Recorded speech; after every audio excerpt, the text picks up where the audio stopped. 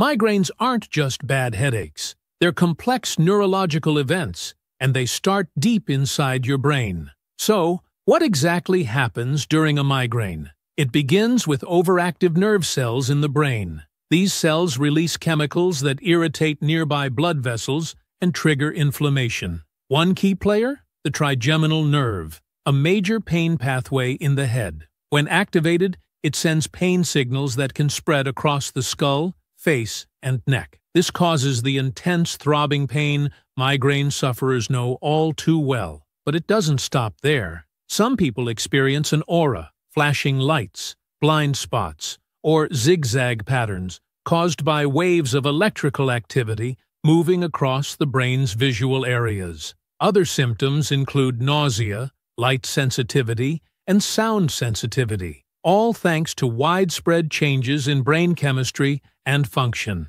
Migraines can last anywhere from a few hours to several days, and they vary from person to person. Triggers might include stress, certain foods, hormonal changes, lack of sleep, or even weather shifts. In short, a migraine is more than just head pain. It's a full-body neurological event caused by misfiring neurons, inflamed vessels, and an overwhelmed brain. If you found this helpful, hit subscribe for more medical animations.